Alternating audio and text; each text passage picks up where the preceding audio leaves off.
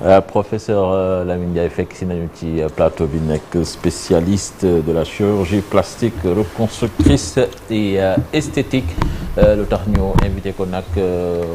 xam ngeen ko coow li bari na lool temps yi ci mbirum chirurgie plastique mais comme niñ leen ko waxee chirurgie plastique moom du lu bees xam naa ne dina ci ñëw sax mais am na ci ay mbir yoo xam ne nag ci mel ni BBL bu bari andi coow lu bari ci réew mi ndax ne ko yenn influenceuse actrice chanteuse jële ba ñenn ñi mu leen di andil ay jafe-jafe mais nag chirurgie yemul ci loolu kese professeur maa ngi lay nuyu. maa ngi lay fay Cheikh Tidiane. maa ngi lay gërëm di la sant sa chroniqueur yi.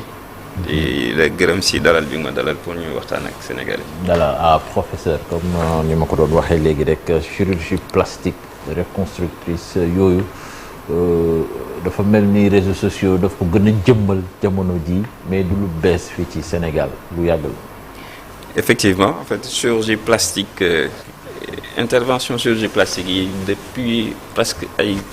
1500 avant Jésus-Christ ñu ngi koy def ko. Donc depuis temps au Inde après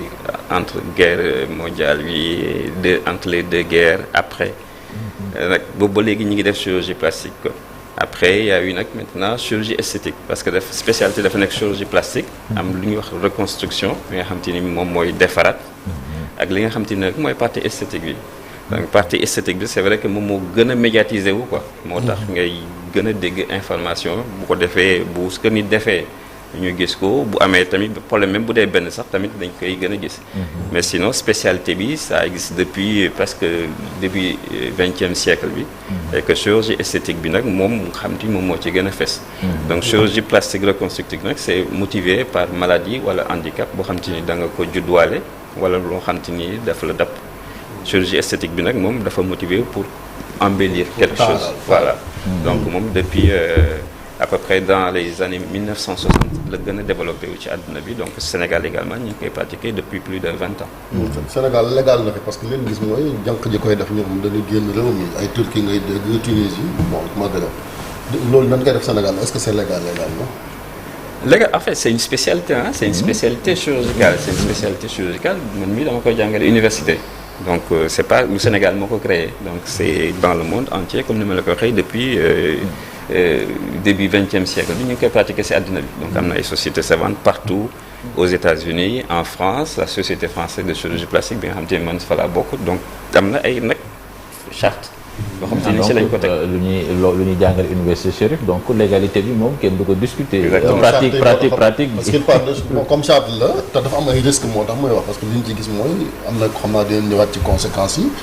mais est-ce que maanaam yoon maye na ko Sénégal nga bëgg a soppi sa nekkin ngir taaru. en fait waaw loolu en fait du yoon donc c'est une spécialité médicale. en fait du nekkul loo xam te ni nit day jóg rek def ko. donc dafa comme li ma la wax nii dafa spécialité bi dafa nekk chirurgie plastique reconstructive et esthétique. donc dafa benn spécialité. donc nag am na benn partie bi nga xam te ni comme li ma la wax nii moom mooy gën a mooy taaral mais taaral bi.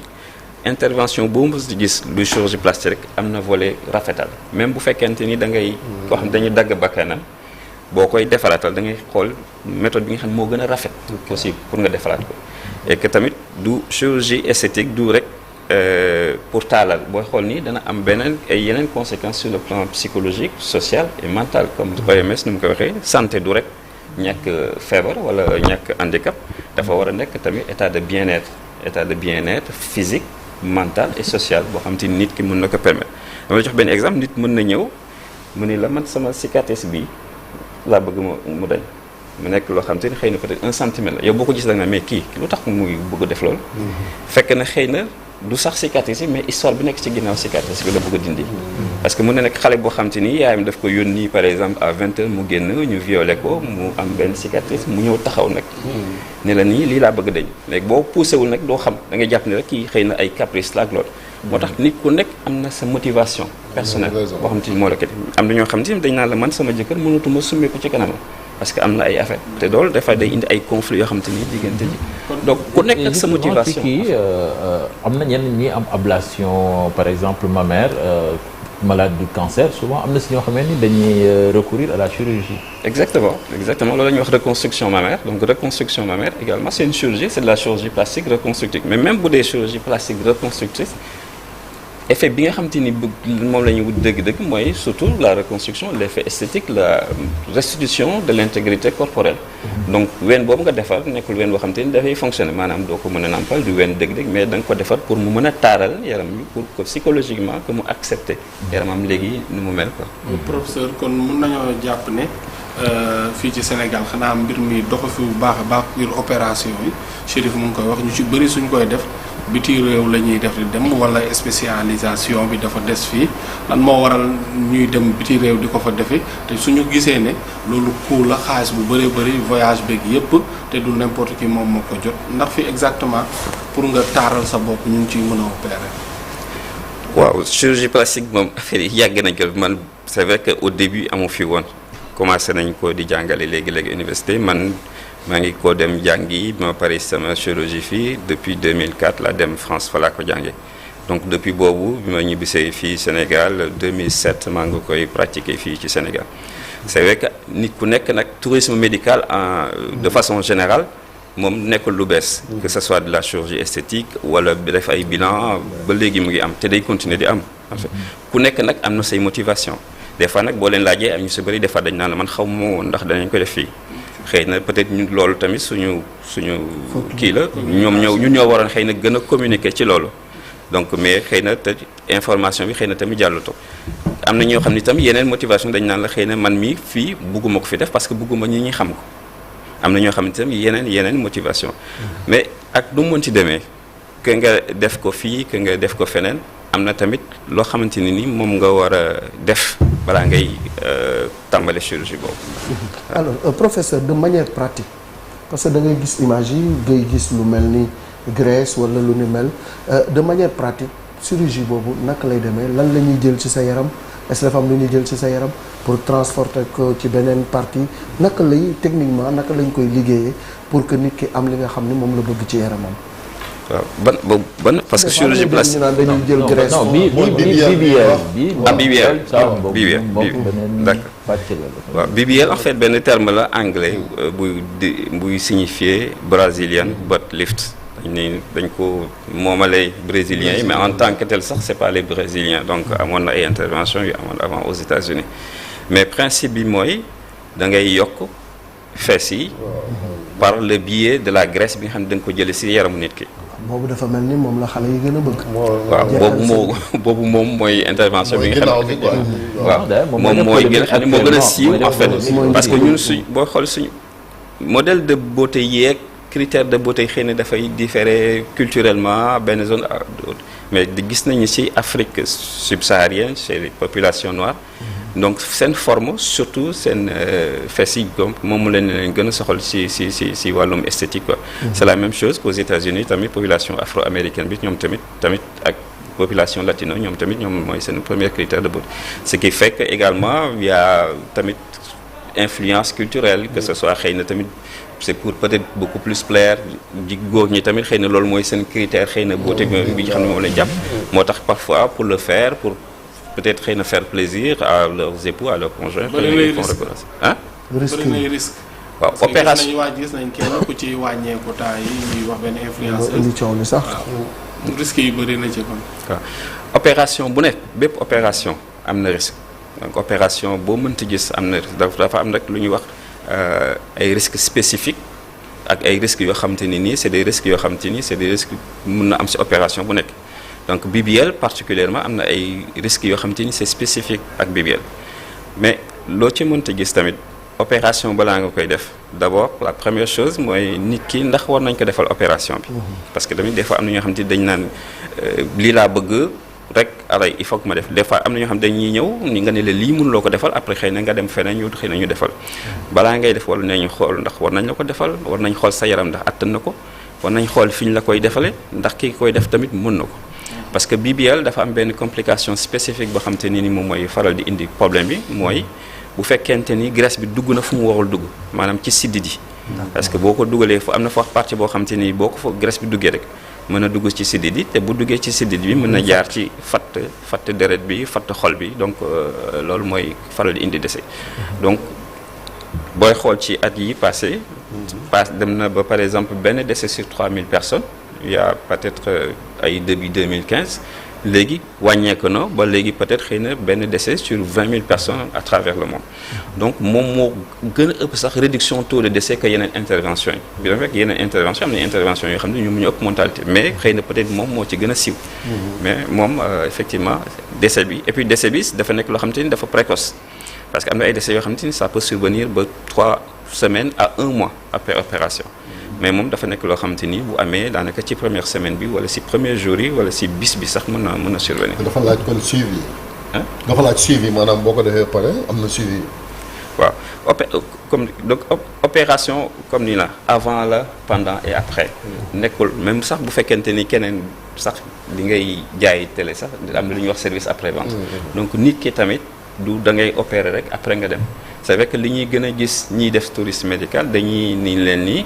da ngay def 8 jours ñaari fan ngay def ci clinique bi 5-6 jours yi nga dem ci hôtel bi après nga dem ñibbi des fois dafay nekk ay ñoo xam ne dañuy def ay opérations très lourdes yoo xam te ni fii sax man duma ko def donc day nekk ay opérations yoo xam te ni dafay diis dañuy boole ay opérations yu bari parce que xëy na déplacé wo nga fa sori mënuloo dem di jaabante nga ne xaaral ma defandoo lépp benn yoon te loolu am na yaram yoo xam te attanuñu ko loolu nag bu si tegee tamit par exemple amul suivi depuis peut-être xëy na 2 jours yi nga xam te ni def nga ko nga daal di ñibbi après da lay exposé à des mais pour en revenir à la question de Chérif bu ñu doon laajte sànq par exemple le BBL bi tey jii est-ce que des professionnels de la santé fii ci Sénégal mën nañ ko pratiquer. Oui, bien sûr. C'est autorisé. Oui, bien sûr. En fait, il n'y a pas de truc parce que en fait loolu c'est une spécialité chirurgicale. nekkul loo xamante ni nii. li tax ñuy laaj mooy xam nga bu dee don d'organe la c'est régi quoi réglementé dem na ba sax am na ay aspects juridiques. moo tax bu dee intervention yi aussi comme il y a des risques est-ce que loolu am na ci. waaw am na laa def opération bu nekk am na risque. opération bu nekk am na risque opération xol lépp am na ay risques donc nekkul loo xamante ni lii du don d'organe parce que graisse nit ki moom ngay jël. donc da nga say transfert de graisse la graisse biir bi ngay jël nga transféré ko feneen donc nekkul loo xamante ni da ngay jël graisse keneen wala leneen nga dugal ko ci donc et puis c'est une technique chirurgicale qui est nekkul loo xamante ni dañ ko inventé fii ça fait des années et puis adduna bi yëpp dañ koy pratiquer. et le coût nag coût bi pour nga def BBL fii ñaata ngay génn ci xaalis. def ko dafa jaral ñenn ñu génn réew mi fii ci Sénégal am. non de fait je pense pas que du prix parce que booy xool dem Turquie aller-retour rek mën nga fi opérer wu fii. waaw moo tax ma ne Sénégal le coût ici. non léegi c'est un problème de confiance. non peut-être le gars yi en fait waaye moom laa lay problème bi est-ce que kii lu bari la quoi donc comme li ma wax en fait kii bi du parce que xëy na dañuy dem parce que dafa cher parce que Sénégal mënul gën a cher ak ay Turquie parce que. pañe comme li ñuy wax ni coût de la vie bi mënulul ëpp par exemple fay à l'étranger mais ce qu'il y a comme ni wax ni cette motivation principale dam na ñoo xam dañ naan la xam et puis surtout dañ naan la ñoo xam ne bëgguñu xam parce que am na ñoo xam ne am nañu benn jour boo xam da ngay ñëw opérer nit koo xam te ni dafa war na fa def ay fan mu ne la man tàggoowuma foog ma ñibbi tey donc am na donc c'est vraiment plus sociétal mais professeur yaa ngi wax ni bëgguñu xam mais tendance bi dafa commencer changer parce que léegi dañuy gis sur les réseaux sociaux da ngay gis benn célébrité day ñëw assumer ni maa ngi dem changer di sama yenn partie yi boole ci sax mu ànd sax publicité ak fi mu koy defijee wax ni fii bërëb sàngam laa jëm lii lañ may changer suñu paree ñu filmer ko avant après comme cela se faisait dans les téléréalités américaines. waaw xam nga loolu comme ni nga ko waxee noonu dafa publicité la donc c'est du marketing am na ñoo xamante ni par exemple pour attirer peut-être une patientèle sénégalaise bëgg nañ ñoo xamante ni li ñu woowee influenceur ñu ñëw wan leen ni kat lii c'est sécurité am na sécurité ñu ngi koy defee foofu ak ni ñu koy defee baax na c'est des partenariats rémunérés comme nu mu mën a amee seen truc donc loolu moo tax ñu ci ëpp ñuy motiver soit pour maintenir xëy na seen followers yi ou bien pour être rémunéré directement par ñi nga xamante ni ñoom ñoo leen koy defal. professeur coow li bëri na nit ñàkk na ci bakkanam wala benn wala ñaari nit coow li nit mel ni tulleeg mal yi sama classe gi nga xam ne xamuñu ci dara nekk ci réseaux sociaux yi ku nekk di wax alors tey ndax mun nañu rek de manière succincte xam chirurgie boobu ban jeexital la mën a am ci wér-gu-yaram ku koy defi tamit lan moo la ci mun a fekk ak i tamit ndax li nga xam ne daal mooy réussite bi taux de réussite bi fan la toll ak lu ne mel. pour sensibiliser parce que ñi xamul rek ñooy wax. donc effectivement en fait c'est vrai que chirurgie BBL moom moo si ëpp coow si chirurgie surtout si partie chirurgie esthétique bi. donc comme modèle soit rek donc chirurgie rawatina li nga xamante ne chirurgie esthétique dafa parce que chirurgie esthétique lu gën a tax mu développé sax ñaari yëf la mooy progrès anesthésie bi anesthésie réanimation ak tamit antibiotique efficace donc ça veut dire que priorité bi ñuy jox pour ñu mën def chirurgie boobu c'est d'abord la sécurité. pour nit ki mun nga koo defal anesthésie nelawal ko yeewal ko parce que jàpp nañu intervention boo xam ne mën na ñàkk peut-être xëy na am na nag ñu koy def xëy na am nañ seen motivation balaa nga koy def comme numéro yi il faut nga am bilan ñu xool la avant xool fi ñu koy defee après ñu defaral la opération bu ñu ko defalee ba pare dafa war a am suivi parce que complication bu nekk xam nañ ko comme ni ma la wax ci BBL ak ci leneen lu gën a am solo mooy nga identifier complications yi nga def benn protocole de prévention maanaam bii bu fekkente ni nii opération bi xëy na dafa am risque mu dem ci kii bi nga bañ ko def fi nga xamante ni day tax mu dem ci sidit bu fekkente ni risque infectieux la nga def benn protocole boo xamante ni pour mu bañ infectieux ainsi de suite ainsi de suite ñi nga xamante ni tamit surtout dañuy dem surtout ñi nga xamante ni kenn mënul tere kenn dem feneen mais surtout bu fekkente ni da ngay dem à l'étranger il faut avoir toutes les informations requises balaa ngay dem information yooyu du information yoo xam ne da nga koy glaner également sur les réseaux sociaux parce que peut-être xëy na mënuloo xam dëgg-dëgg lan moo ci dëgg lan moo ci dul dëgg li gën mooy nga dem gis benn médecin boo xam te ni da koy pratique mu xel dëgg-dëgg ci li nga xam te mën na nekk ak li nga xam mënul nekk balaa nga koy def balaa nga fay dem tamit boo demee tamit na nga xam ni du ay da ngay dem ñu opérer la nga dellusiwaat il faut prendre les précautions bu la nee da nga war a def une semaine nga jël ni war nga fa def au moins 15 jours minimum à 3 semaines wala 1 mois nga toog fa ba nga xamante ni complications yi nga xam mën na ci am ba passé na nga mën a déplacer mais mënuloo def des interventions aussi lourdes surtout nga dem à l'étranger ba pare nga def ko rek daal di daw ñëw dellusi. njeexital ci chirurgie plastique bi maanaam lu bokkul ci yaram nga def ko ci saw yaram ba mu rafet maanaam say ween rafet sa forme rafet et tout ça maanaam durée de vie parce que am na ñuy wax ne loolu maanaam amul mujj maanaam tôt ou tard dafay yàqu ndax loolu lu wér la wala perception la bu ci nit ñi am waaw bu dee xam nga am na tamit ay loo xam ne dafay soxla implant comme ni ñu koy waxee ni xëy na au niveau des seins bu ñu nee implant mammaire yi moom industrie pharmaceutique nee nañ 10 ans war nga ko changer donc chaque 10 ans war nga ko changer wala chaque 10 ans war nga ko kii te dafa laaj tamit surveillance ngay def ay rajo pour xool ndax affaire bi tojul ci biir wala ainsi de suite mais c'est ce qui est recommandé au niveau bu fekkente ne leneen nag sa yaram graisse bi boo ko jëlee sa biir dugal ko sa yaram day comporter comme graisse boo xamante ni nekk sa yaram la bokk donc loolu amul benn conséquence ultérieure donc il y a ce qu'il y a c'est surtout éviter complications yi ak tamit mu am suivi yu war ba nga xamante ni nii du am yenn conséquences néfastes. ñeneen ñi la nag dañuy dem ba bëgg a wàññeeku ñoom moom poids lañ bëgg a wàññeeku ñu ne dañuy dem ba estomac ba sa xool nu ñu koy rétrécir am na ci ay témoignages yu ñu dégg ñu siiw ñoom dem nañ ba lan daan lekkatuñ ko loolu aussi dafa bokk ci xeetu chirurgie soppi ñoom. waaw loolu chirurgie bariatrique la mooy bu ñu dellusiwaatee ci ku war a def par exemple chirurgie plastique parce que fii des fois nit ñi dañuy jaawale chirurgie plastique ak obésité. pour jeex parce que loolu beneen affaire la normalement bu fekkee da nga obèse waruloo def chirurgie plastique am na bu ñu calculer sa taille méngale ko sa poids méngale ko sa taille am na foo xam ne bu ko joxee mooy yow mi warul doo candidat à la chirurgie plastique da nga war a def li ñuy wax chirurgie bariatrique mooy yow da nga am obésité boo xam te da nga war a wàññeeku ba pare donc loolu nag mooy intervention yooyu ngay wax mooy li nga xam te ni dañ koy def ci estomac soit ñu wàññi estomac bi pour li ngay lekk néew bu ko defee sa graisse bi nga xam ne moo nekkoon sa yaram moom la sa yaram di utiliser waat bu ko defee ngay perte poids donc loolu beneen aspect la donc ça c'est chirurgien ñi def chirurgie viscérale ñoom ñoo koy def. c'est ça mais ñi koy def aussi ñu ci bëri body shaming moo tax ñu koy def parce que nee nañ dañ leen di xas parce que seen melokaan ak ni nekkin loolu moom ça tient là. non en fait boo xool dëgg-dëgg xëy na c'est vrai que peut-être loolu am na si mais du loolu mooy motivation. parce que ñi koy def ñu bëri loolu en tout cas soxna yi ma gis si réseaux sociaux sur TikTok yi nga xam ne nee na way danoon def nii seen forme yi ñu ngi leen ci saboté wala yenn góor yi nee nañ buñ sañoon ñu mel ne rek ñoom it ñu dem kër docteur. pour chirurgie plastique wala pour chirurgie bariatrique. voilà ñoom ñëpp xeet yëpp. waaw surtout plastique. waaw chirurgie plastique moom en fait boo koy def da nga koy def parce que effectivement li ngay wax ni am na mooy ñi nga xamante ni surtout wàllu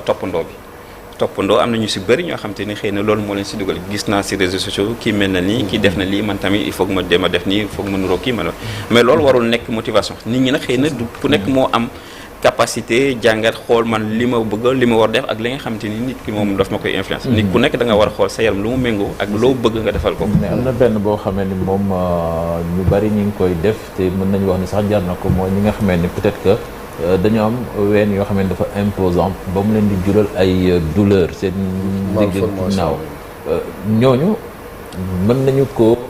réparer bu wàññi ko et puis loolu est-ce que fii ci Sénégal ñu ngi koy def oui bien sûr loolu en fait bokk na ci intervention yoo xam te ni si lañ moom la ñu ëpp sa la ñuy def sax quoi mooy li ñuy wax hypertrophie mammaire effectivement dafa nekk loo xamante ni surtout day ñëw bu dee adolescence la wala ñi nga xamante ni am nañ doom ba pare donc dans 50% des cas dafay ñëw ci période adolescence effectivement chez certaines xale yi sax mën na leen indil ay problèmes de croissance donc man am na ay ñoo xamante ni sax mu ngi moon sax xaar ba ñu am ay 18 ans parce que tellement que dafa nekk benn poids bu rëy boo xamante ne ni mënuñu dox ak moom donc ñooñu da nga leen di op mais bu fekkente ni nii amul benn problème da ngay xaar ba peut-être ay mais effectivement ça se fait et il faut le faire parce que des fois dina indi trouble de la statique maanaam des fois dañuy def ni dañuy nuko surtout bu dee xale yi la ko bu dee ñeneen ñi tamit dana leen di empêcher non seulement ñu solo wala des fois seen tëraay bi wala pour ñu def sport day am problème donc après tamit y a différentes motivations yoo xamante ni mais docteur yéen dafa mel ni da ngeen maanaam vous ne faites pas de bruit quoi parce que yii dafa mel ni amul Sénégal bu ñu tuddee xeetu chirurgie yooyu les gens pensent à l'extérieur Turquie Tunisie États-Unis comme si au Sénégal on le fait pas alors que yaa ngi naan fii ça existe bel et bien. ñu ngi koy jàngale sax. étudiants yi bëri nañ ci. waaw c'est vrai que loolu moom suñu kii la c'est un problème qu'il faut rectifier il faut quand même que les médecins de façon générale c'est vrai que Sénégal xëy na sax léegi la ñuy commencer surtout avec les jeunes ñu commencer investir les réseaux sociaux mais il faut informer les gens parce que nit ki je pense médecin bi lu mu warlu ak patient surtout mooy information nit ki bu fekkee information yi jox nga ko li mu war a xam yépp après da koy permettre mu décider en toute connaissance de cause dina ko permettre xëy na mu éviter yenn problèmes yeeg yenn catastrophe yoo xam te mën na ci am mais information moom dafa war a nekk loo xam te ni dafa war a nekk même si l'ordre des médecins da leen di tere ngeen di def ay publicité waaw loolu mënul nekk publicité bi moom loolu mais informer loolu moom bëri ngeen ay étudiants yi bëri nañ ci ñu koy suivre fii ci université waaw en fait xam nga système de formation bi day à peu près chaque promotion ça dépend si ñi koy bëgg def donc mais université dafa wax ni enseignant bu nekk lu ñuy wax rang magistral dafa am benn nombre d'étudiants boo war a encadrer donc ça veut dire que donc chaque année am na nombre d'étudiants boo mais sinon presque léegi mu am première promotion bi war a génn quoi en tout cas am na solo professeur vraiment ñu lay jaajëfal mais am na aussi beneen laata may jeexal rek muy chirurgie dentaire aussi boobu sax je pense que moom la ñu gën a gis publicité yi fii ci Sénégal et ça se fait moom. oui bien sûr ça se fait c'est vrai que mais xam naa ne communique et puis bon c'est vrai que ñeneen ñi peut-être du ma wax mais ils ont peut-être benn marketing bu gën a agressif peut-être xëy na par rapport ak ñeneen yi nga xam te ni après ils permettent d'investir un peu kii yëpp réseaux sociaux yeeg nit ñi tamit comme ni influenceurs yi pour essayer d'avoir maximum de patientèle possible mais en tout cas lu mooy jeexle mooy chirurgie plastique chirurgie esthétique frontière bi c'est pas une frontière qui est étanche donc am na ay foo xam te ni sax mais comme ni nga waxee sànq affaire opération veine boo demee France dañ naan la bu fekkee dindi nga plus de 300 grammes ce n'est plus de l'esthétique si c'est moins de 300 c'est de l'esthétique ça veut dire que frontière bi c'est très étanche des fois sa mënuloo sax xam diggante esthétique bi ak reconstruction mais dans tous les cas ku nekk am nga sa motivation moo xam te ni dañ koy nangu nit ñi l'essentiel que il faut le faire dans des conditions de sécurité après chez une patiente qui a reçu toutes les informations pour décider en connaissance de cause que li muy def la et que chirurgie du rek da ngay opérer dem mais il faut nga am suivi bi war pour éviter yenn catastrophe am na góor ñu koy defam pour terminer rek parce que dañ ko ndayale jigéen ñi rek ñi am accident Malick ñi am accident waaw mais même bu dee même kii am na ay biir am na ay opération biir yoo xamante ni en fait boo même liposuction comme li ñuy dellu si waat nii ci esthétique le fait nga dindi graisse ci biir études yi montré na parce que am na études yoo xam te ni def nañ ko benn société américaine de chirurgie plastique buy wane ni boo dindee graisse ci biir dina tax day wàññi li ñuy wax leptine mooy li nga xamante ni nit ki day tax mu xiif si deret bi dina wàññi taux d'insuline bi li nga xamante ni nekk na si deret bi dina tax tamit dina wàññi taux de sucre bi nga xamante ni nekk na si yaram donc même si c'est esthétique dafa am ay conséquences métaboliques yu xamante ni yu baax yoo xamante ni nekk na voilà merci professeur jàngat bi am na solo. ban service la nekk fii hôpital. bon ñu hôpital Dantec la mais bu mu tëjee maa ngi hôpital Abass Ndao. Abass Ndao. merci vraiment c'était un plaisir ñu dalal la ci plateau. jërëjëf Cheikh Tidiane maa ngi lay nuyu di nuyu Chérif Malick ak Papara di leen gërëm di leen sant bu baax ci dalal bi. jërëjëf merci jàngat bi am na solo léegi dañuy ñëw dalal gan bi di Cheikh Tidiane Sy Al Amine nekk DG bu Takamul Agro ce sera après la publicité.